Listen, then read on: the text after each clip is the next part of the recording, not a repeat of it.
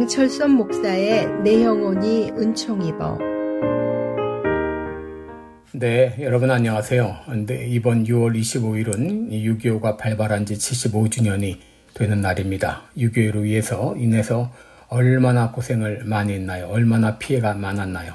우선 인명피해만 봐도 한국군이 63만 명, 유엔군이 15만 명, 78만 명이 전사 및 실종되었고, 북한군은 80만 명, 중공군은 123만 명 등 203만 명, 인명피해만도 281만 명에 달했습니다. 이 밖에 재산피해나 수많은 이 고아 발생 등 엄청난 피해를 입었습니다. 결과적으로 전체 인구의 반이 이 전화를 입었다고 해도 과언이 아니고 피해를 입지 않은 가족이 없었다고 해도 지나친 말이 아닐 것입니다.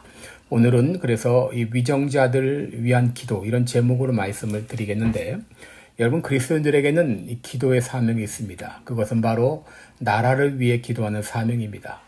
여러분 그리스도인이 되면 반드시 애국자가 됩니다. 그리고 그리스도인이 되면은 반드시 자유주의 우파가 되게 되어 있습니다. 그러므로 그리스도인이라고 하면서 애국자가 아니거나 우파가 아니라면 이건 뭔가 문제가 있는 것입니다.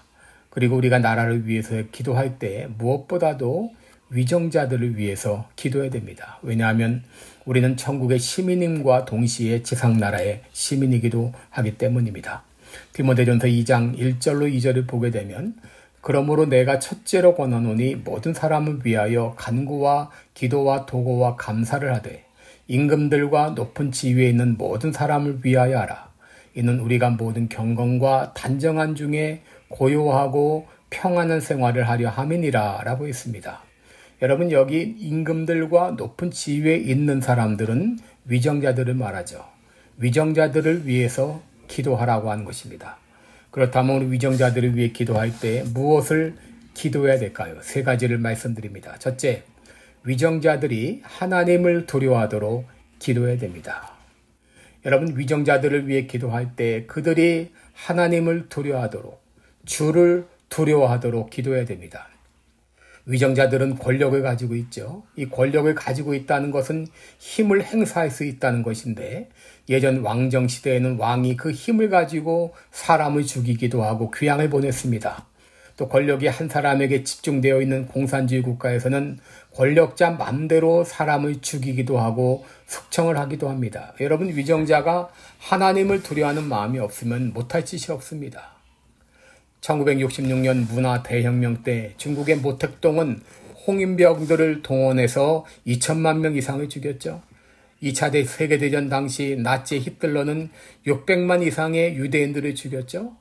여러분 위정자가 하나님을 두려워하지 않으면 못할 짓이 없는 것입니다. 그러므로 위정자들을 위해 기도할 때 하나님을 두려워하는 마음을 갖도록 기도해야 됩니다. 우리는 미국의 트럼프 대통령이 하나님을 두려워하도록 기도해야 되겠습니다. 한국의 위정자들이 하나님을 두려워하도록 기도해야 되겠습니다. 둘째로 위정자들을 위해 기도할 때 그들이 바른 판단력을 갖도록 기도해야 됩니다. 시편 72편 1절에 보면 주의 판단력을 왕에게 주시고 주의 의를 왕의 아들에게 주소서라고 했습니다. 여러분 여기 판단력이라고 하는 말은 미시파트라는 말인데요. 재판에서의 옳고 그름을 말합니다. 옳고 그름을 잘 판단하는 것이 바로 바른 판단력입니다. 그래서 솔로몬은 역대하 1장 10절에서 주는 이제 내게 지혜와 지식을 주사 이 백성 앞에서 출입하게 하옵소서. 이렇게 많은 주의 백성을 누가 능히 재판하리이까 그렇게 말했습니다. 여러분 위정자들에게는 결정권이 있죠.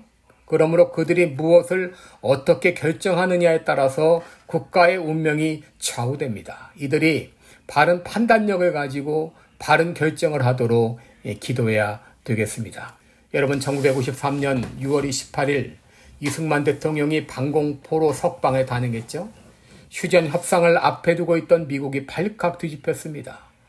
그 결과 한미 상호 방위 조약을 체결하여 그때부터 지금까지 70년이 넘도록 미군이 주둔하여 전쟁이 없는 그런 한국이 되었고 엄청난 경제 성장을 이루었습니다. 박정희 대통령이 경부고속도로 착공계획을 세우자 사람들이 벌떼같이 일어나 반대했습니다. 그럼에도 불구하고 밀어붙임으로 근대화에 초석이 되었습니다. 우리는 위정자들이 지혜를 가지사 바른 판단을 하도록 그렇게 기도해야 되겠습니다. 셋째, 위정자들을 위해 기도할 때 가난한 자를 긍휼히 여김을 마음을 갖도록 기도해야 됩니다. 시편 72편을 보게 되면 가난한 자들에 대한 관심이 많이 나타나 있는 것을 보게 됩니다.